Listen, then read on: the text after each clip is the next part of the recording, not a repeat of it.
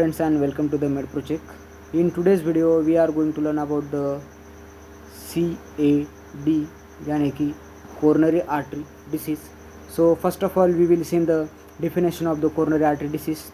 So coronary artery disease is nothing but the narrowing or blocking of the artery due to the deposition of fat and cholesterol which result into the disturbance in the blood flow to the heart muscle.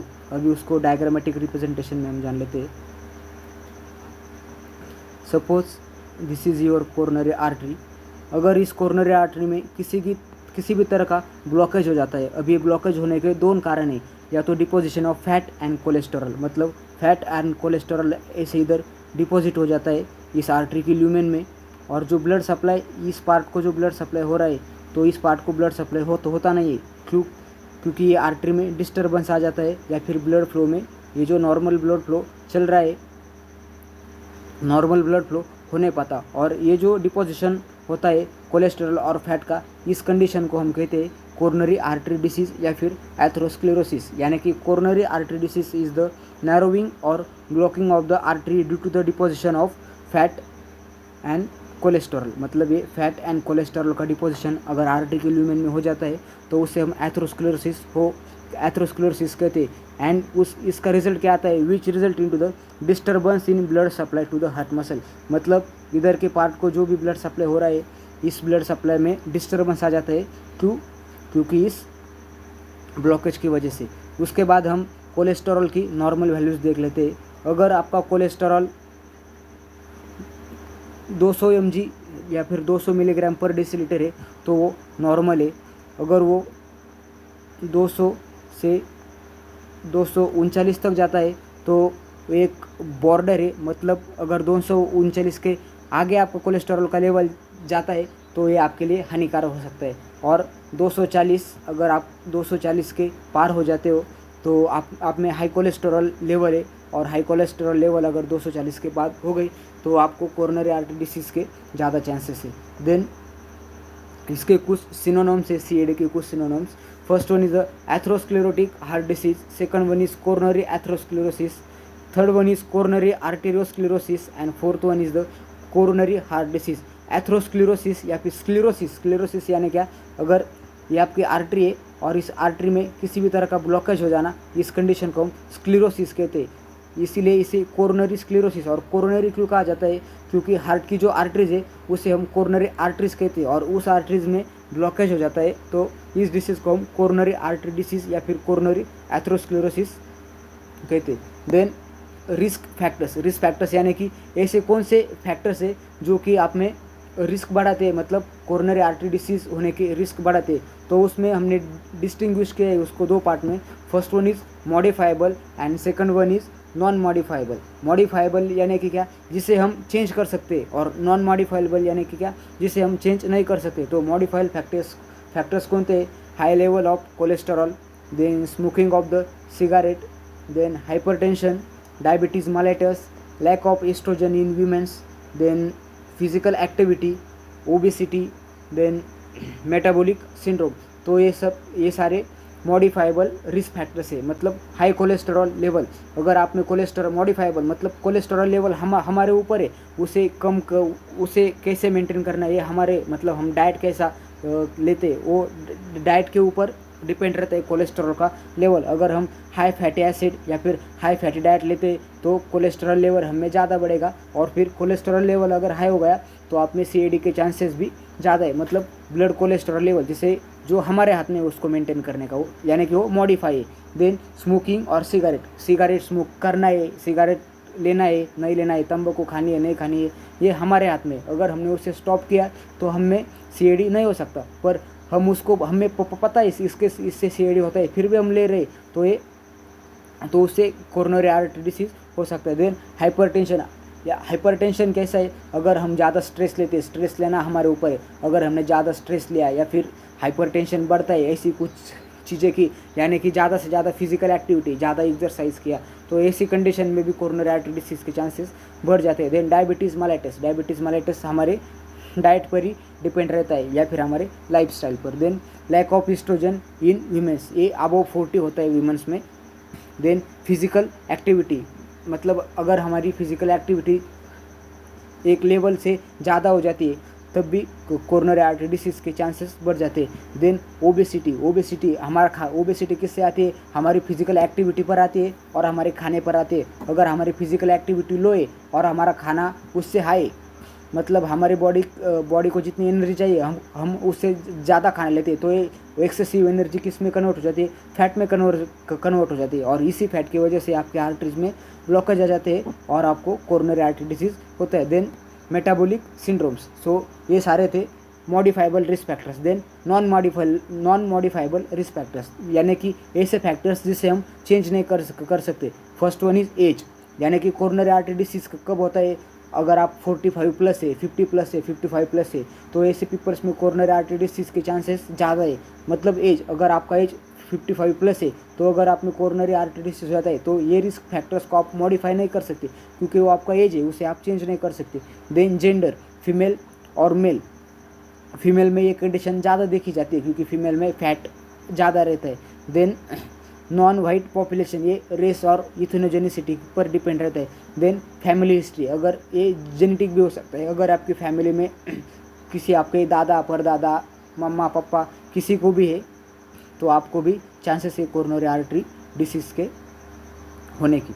Then pathophysiology, अब ये pathophysiology क्या है, pathophysiology यानी कि step, मतलब किसी भी disease को वो स्टेप वाइज कैसे प्रोग्रेस होता है या फिर किसी भी कौन सा भी डिसीज़ स्टेप वाइज कैसे डेवलप होता है उसे हम पैथोफिजियोलॉजी कहते हैं। So first one is due to the causes like high fatty acid, heredity and other things. मतलब फर्स्ट स्टेप क्या है, ईटियोलॉजी मतलब उसके कॉजेस, क्या क्या कॉजेस रहते हैं, हाई फैटी एसिड, हेरिडिटी और अदर, जैसे कि हमने रिस्क फैक्टर में देखा। तो उसकी वजह से क्या होता है, लिपिड और cholesterol formation on the endothelium layer of the artery. मतलब suppose this is your artery और ये आर्टरी की एंडोथेलियम लेयर है, इस एंडोथेलियम लेयर पर लिपिड और कोलेस्ट्रॉल का डिपोजिशन हो जाता है, ऐसा इधर लिपिड और कोलेस्ट्रॉल का बहुत सारा डिपोजिशन हो जाता है। Then formation of the fatty streaks, इधर फैटी स्ट्रिक्स ऐसी फॉर्म हो जाती है, अगर एंडोथेलियल लाइन जो रहती है उसमें ऐसी फैटी स्ट्रिक्स फॉर्म हो जाती है। और ये आपका पहला जो हुआ है इधर कोलेस्ट्रॉल का डिपोजिशन, इस सब का प्लोरीफरेशन हो जाता है, मतलब कि उसका डिपोजिशन बढ़ जाता है, उसे हम प्लोरीफरेशन कहते हैं। Then formation of the fibrous plaque, मतलब फैट और कोलेस्ट्रॉल का बनकर इधर एक ऐसा फाइबरस प्लाक हो जाता है। और पार्शियल और complete blockage of the artery, partial यानी कि आधी, अगर फैट ज़्यादा ही बढ़ जाता है तो ऐसा कंप्लीट भी ब्लॉकेज आर्टरी का हो सकता है, यानी ये जो आर्टरी की जो ल्यूमेन है ये पूरी की पूरी ब्लॉक हो सकती है और ब्लड सप्लाई पूरा का पूरा भी रुक जा सकता है। देन साइन एंड सिम्टम्स क्या क्या है, फर्स्ट वन इज, अगर हम साइन एंड सिम्टम्स को हमने सिस्टम वाइज डिवाइड किया तो सबसे पहले CVS यानी कि यानी कि कार्डियोवैस्कुलर सिस्टम। तो कार्डियोवैस्कुलर सिस्टम में कौन से आ जाते हैं sign and symptoms, first one is the chest pain यानी कि angina pectoris. Then myocardial infraction, अभी मायोकार्डियल इन्फ्रैक्शन क्या है, सपोज ये आपकी आर्टरी है और ये आर्टरी इस पार्ट को ब्लड सप्लाई कर रही है और अगर आपका इधर ब्लॉकेज हो जाता है, ये पार्शियल है तो कुछ नहीं, अगर ये ब्लॉकेज पूरा कंप्लीट हो जाता है तो इस पार्ट को ब्लड सप्लाई नहीं होगा, इस पार्ट को ब्लड सप्लाई नहीं होगा तो इस पार्ट के जो हट के मसल से या फिर मसल के सेल से वो डेड होना चालू हो जाएंगे, मतलब उसका क्या होगा, नेक्रोसिस होगा और उस कंडीशन को हम इन्फ्रैक्शन कहते हैं और इस कंडीशन को हम कहते हैं मायोकार्डियल इन्फ्रैक्शन, यानी कि due to the blockage muscle, यानी कि इधर इश्चेमिया हो जाता है। इश्चेमिया मतलब क्या, हाइपोक्सिया और loss of the blood supply and oxygen to the heart muscles.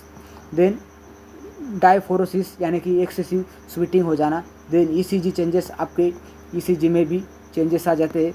Then इश्चेमिया जैसे कि हमने देखा, इश्चेमिया यानी कि loss of blood supply and loss of the oxygen. Then low cardiac output, आपका कार्डियक का आउटपुट भी कम हो जाता है। देन ब्रैडीकार्डिया यानी कि आपके जो हार्ट बीट से उसका नॉर्मल वैल्यू क्या है 72, अगर 72 से नीचे आ जाता है 60 या फिर 55 तो इस कंडीशन को हम कह सकते हैं ब्रैडीकार्डिया। देन हाइपरटेंशन यानी कि आपका BP हाई हो जाना। देन रिस्पिरेटरी सिस्टम पर कोरोनरी आर्टरी डिसीज के क्या क्या इफेक्ट रहते हैं, फर्स्ट वन इज डिज्निया यानी कि शॉर्टनेस ऑफ ब्रीथ यानी कि आपको ब्रीदिंग में डिफिकल्टी हो जाना।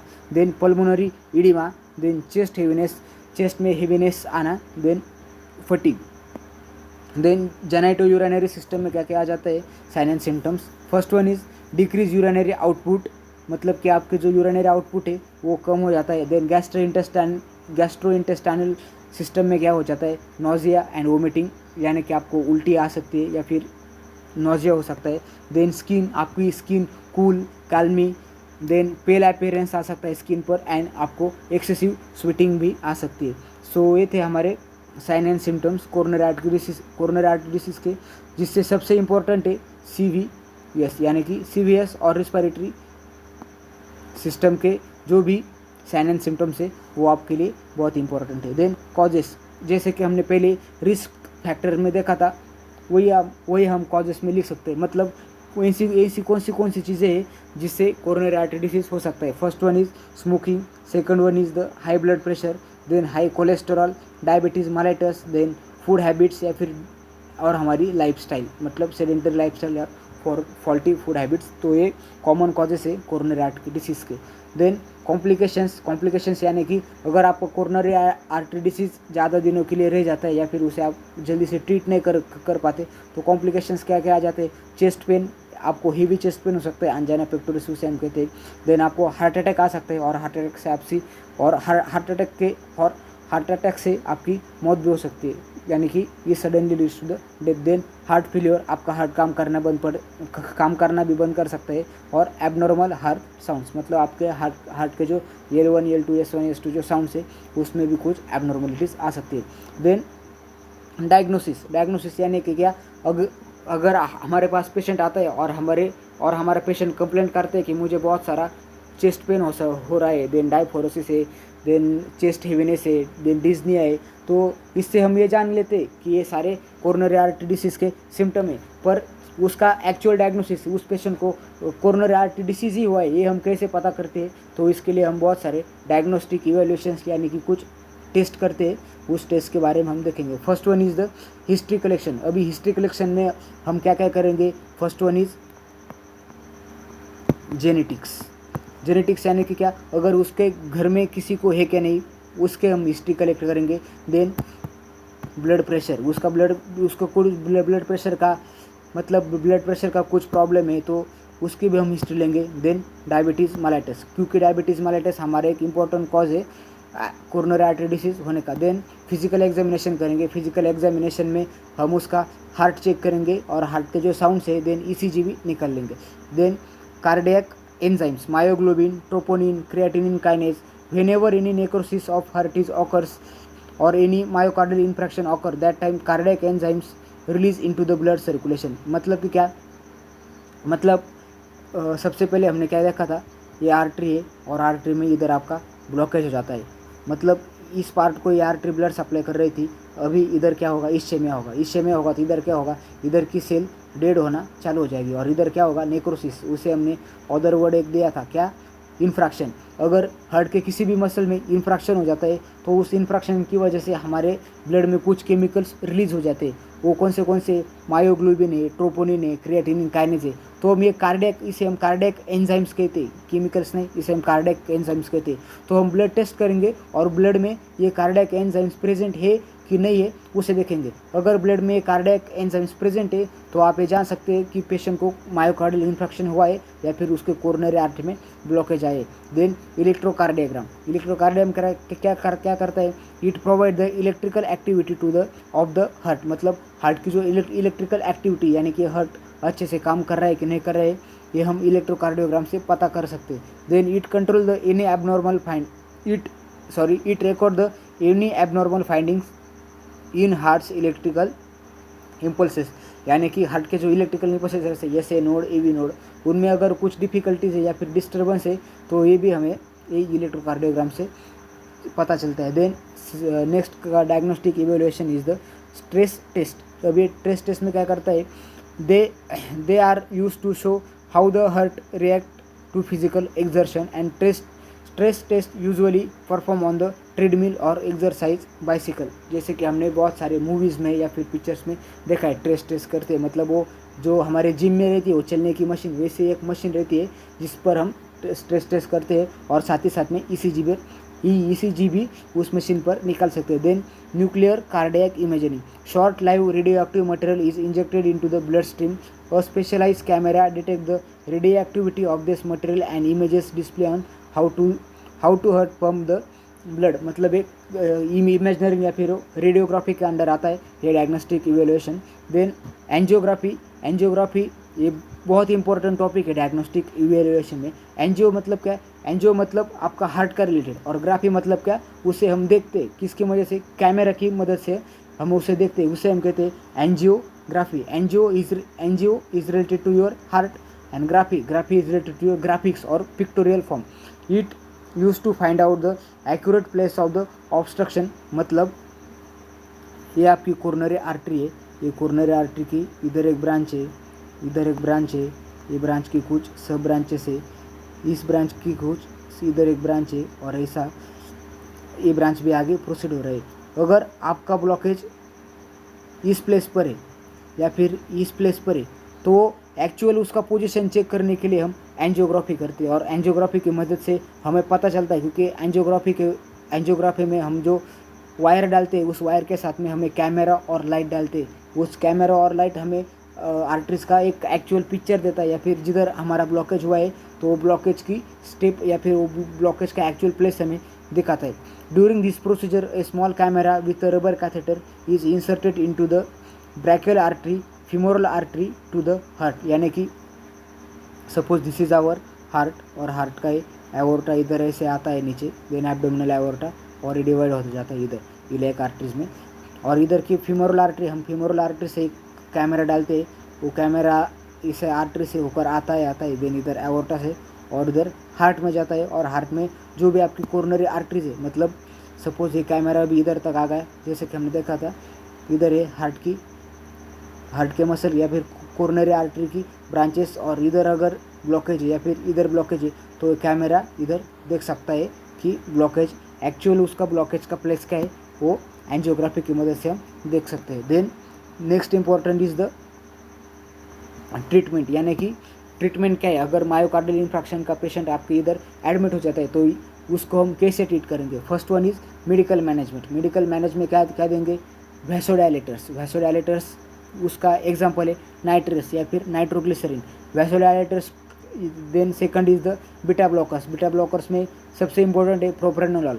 Then calcium channel blockers to improve the coronary blood flow, और कैल्शियम चैनल ब्लॉकर्स का एग्जांपल है नाइफेडिपिन एंड वेरोपेमिन। अभी वैसोडायलेटर्स क्यों देने? वैसोडायलेटर्स मतलब जब वैसो कंस्ट्रिक्शन रहता है तो हार्ट पर प्रीलोड और आफ्टर लोड ज़्यादा रहता है, यानी कि आपके हार्ट को ज़्यादा काम करने की ज़रूरत पड़ती है। अगर आपको वैसोडायलेटर है, यानी कि वैसोडायलेटर कंडीशन में क्या है?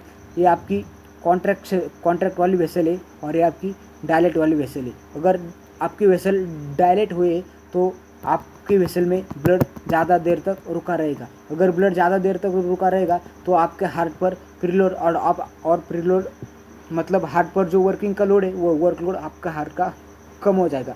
यानी कि वैसोडायलेटर क्यों देते हैं हम? आपके हार्ट का वर्कलोड कम करने के लिए। और वैसोडायलेटर का अनदर एक रीज़न है देने के लिए, वो है हमारा नॉर्मल बीपी। मतलब अगर आपका बीपी हाई है तो उस बीपी को हम कम करने के लिए वैसोडायलेटर पेशेंट को प्रोवाइड करते हैं। देन बीटा ब्लॉकर क्या करता है? जो हार्ट के जो मसल है उनका वर्कलोड कम करता है।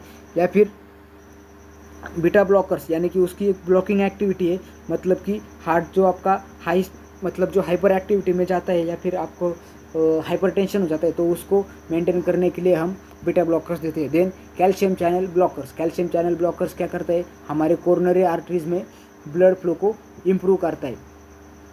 मतलब कैल्शियम चैनल, अगर ये आपकी स्मूथ मसल या फिर आपकी वेसल है, अगर इसमें कैल्शियम क्या करता है? कैल्शियम कॉन्ट्रैक्शन, किसी भी अगर कैल्शियम का फंक्शन ये हमारे बॉडी में स्मूथ मसल में कॉन्ट्रैक्शन करवाना कैल्शियम का फंक्शन है। अगर कैल्शियम चैनल ब्लॉकर्स हम देते तो इस आर्टरीज में कैल्शियम का इन्फ्लक्स बंद हो जाएगा, यानी कि ये आर्टरी कॉन्ट्रैक्ट नहीं होगी और डायलेट ही रहेंगी। अगर आपका इतनी साइज़ का अगर ब्लॉकेज हुआ है तो इधर से ये हमें स्पेस क्रिएट करता है हमारे ब्लड के सर्कुलेशन को जाने के लिए।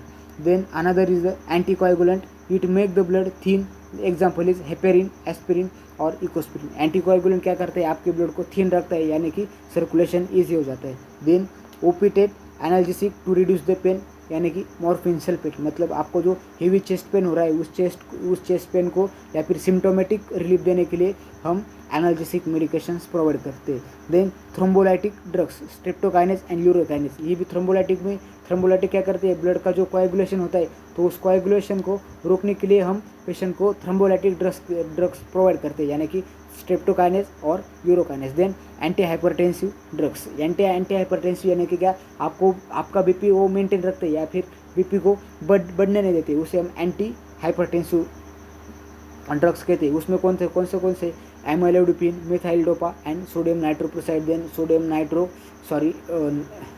Nitroglycerine, then nitrates. देन उसमें हम ये भी दे सकते हैं पेशेंट को, हमारे डाययूरेटिक्स है, थायासाइड है, फ्यूरोसेमाइड है, स्पाइरोलेक्टन है, वो भी हम पेशेंट को दे सकते हैं। देन ये हुई हमारी मेडिकल मैनेजमेंट। मतलब मेडिकल मैनेजमेंट में हम क्या क्या देते हैं, बीटा ब्लॉकर्स देते हैं, देन वैसोडायलेटर्स देते हैं, कैल्शियम चैनल ब्लॉकर्स देते हैं, देन एंटीकोएगुलेंट्स देते हैं, देन पेन रिलीफ करने के लिए एनाल्जेसिक्स देते हैं, थ्रोम्बोलाइटिक मेडिकेशन देते हैं, देन एंटी हाइपरटेंसिव मेडिकेशंस देते हैं, और इसके साथ साथ भी हम और सारे सिम्टोमेटिक मेडिकेशन देते हैं। यानी कि अगर पेशेंट को उल्टी हो रही है या फिर वोमिटिंग हो रही है तो हम ऐसी कंडीशन में पेशेंट को ऑनडेंसेट्रॉन वगैरह दे सकते हैं, मगर वो हम ज़्यादा मात्रा में नहीं दे सकते क्योंकि पेशेंट को हाइपरटेंशन भी नहीं कराना, या फिर एक्सेसिव जो फ्लूइड देते हैं हम आईवी फ्लूइड भी हमको मेंटेन रखना है ऐसे पेशेंट में। देन सर्जिकल मैनेजमेंट, मतलब कोरोनरी आर्टरी डिसीज़ में आपका जो ब्लॉकेज हुआ है उस ब्लॉकेज को कैसे निकाला जा सकता है।